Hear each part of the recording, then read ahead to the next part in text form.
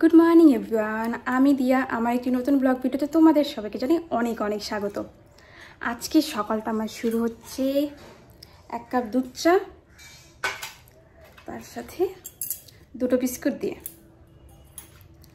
তোমাদের সকালটা চা খেয়ে শুরু হয় নাকি মুড়ি দিয়ে, সেটা কমেন্টে জানাতে আমাকে একদম ভুলো না, মানে জানিও আর কি। সকালে রান্না করেছি, আলু তরকারি করেছি, ভাত করেছি, সবাই খাওয়া দাওয়া করে কাজে চলে গেল, আর আমি এখন চা খাচ্ছি। তাই ভাবলাম ভিডিওটা আজকে এখান থেকে শুরু করা যাক। আজকে অনেক কাজ আছে, আজকে শুক্রবার। সকালে ঘরটা মুছে নিয়েছি, ঘর ঝাড়ু দেওয়া, ঘর মোছা সব হয়ে গেছে, বাসি বিছানা আমার গোছানো হয়ে গেছে, রান্নাও হয়ে গেছে। 2-1টা কাপড় আছে, ধুয়ে দেব। আর দেখা যাক কী করা যায়, ডাস্টিংয়ের কাজগুলো একটু করতে হবে। আগে চাটা তো খাওয়া যাক। মাত্র চাটা গরম করে আনলাম। এই চা কিন্তু আমি সকালেই বানিয়েছি, শুধু যখন আমি খাই তখন আবার গরম করে নিই। দুধ চা খাওয়ার মজাই আলাদা। কালকে রাত্রে আমাদের গ্যাসটা দিয়েছে, সেই জন্য এতদিন ধরে যে উনানে রান্না করছিলাম, অনেকগুলো কালি বাসন হয়েছে। আজকে সব বাসন ভালো করে পরিষ্কার করে নিয়েছি। একবারে পুরোটা পরিষ্কার হয়নি, কারণ 1 সপ্তাহের বেশি হলো আমরা মানে উনানে রান্না করছি, সেই জন্য বেশ কদিন ভালো করে পরিষ্কার করলে সব কিছু আগের মতন আবার হয়ে যাবে। তো সকালে আজকে উনুনে আমি রান্না করিনি, রান্না করেছি গ্যাসে। কালকে রাত্রে গ্যাস দিয়েছিল, কিন্তু অবশ্য কালকে রাত্রে আমি উনুনেই রান্না করেছিলাম। তো আজকে উনানটাকে আবার সুন্দর করে গুছিয়ে রেখে দিলাম, কারণ আবার যখন পরে দরকার হবে এই উনুনেই তো রান্না করতে হবে। কিন্তু পরে যদি হয় একটা নতুন উনুন মনে হয় আমাদের বানাতে হবে, কারণ এই উনুনের অবস্থা এখন তো খুবই খারাপ হয়ে গিয়েছে। আর সকালে খাওয়া দাওয়া করেছিলাম, এখানে 2-1টা বাসন ছিল, সে বাসনগুলো আমি ধুয়ে নেব, তাহলে সকালের কাজ শেষ।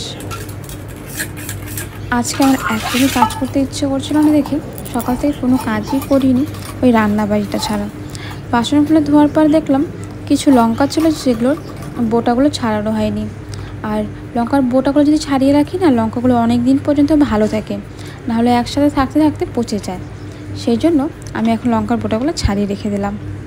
উনুনে রান্না করতে করতে আমার হাত তো কালো হয়েছেই, সাথে আমার শাখাগুলোর অবস্থাও খুবই খারাপ। আজ যেহেতু শুক্রবার, তাই ভাবলাম আজকে শাখা পোলাগুলো একটু ভালো করে পরিষ্কার করে নিই, নাহলে এগুলো বেশি কালো হয়ে গেলে দেখতে খুবই বাজে লাগবে। যে সকল বন্ধুরা আমার ভিডিওর সাথে জুড়ে রয়েছে, তারা যদি আমার ভিডিও ভালো লাগে অবশ্যই লাইক করে দিও, কমেন্ট করে জানিও আমার ভিডিও কেমন লাগে, সাথে সাবস্ক্রাইব করে দিও। এখন কিছু কাজ ছিল একটু আগে, তো সেগুলো করে নিয়ে একটু ঘুমিয়েছিলাম। ভীষণ ঘুম পাচ্ছিল আমার, আধা ঘন্টার মতন ঘুমালাম। ঘুম থেকে উঠেছি, এখন বাজে হলো এরকম 1:23 বাজে। আর আমি একটা ডাউনলোড তারক মেহতা দেখছিলাম, একটা শো, যেটা আমার অনেক পছন্দের, সবসময় দেখি। তো ভাবলাম তোমাদের সাথে একটু কথা বলা যাক। আর ঘুমিয়েছিলাম, চুলটা ছেড়েই ঘুমিয়ে পড়েছিলাম। এখন 1:30 বাজে, 2টার দিকে হাজব্যান্ড আসবে খাওয়া দাওয়া করতে।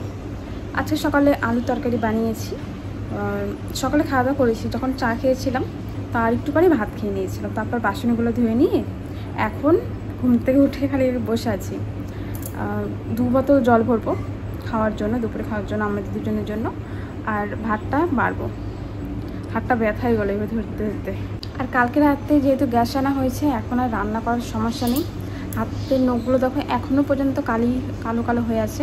এই হাতেরটা তার একটু পরিষ্কার হয়েছে, এই হাতের নখগুলো একদম কালো হয়ে আছে। কিন্তু 2-1 দিনের মধ্যে একটু পরিষ্কার করতে করতে ধীরে ধীরেই সব চলে যাবে।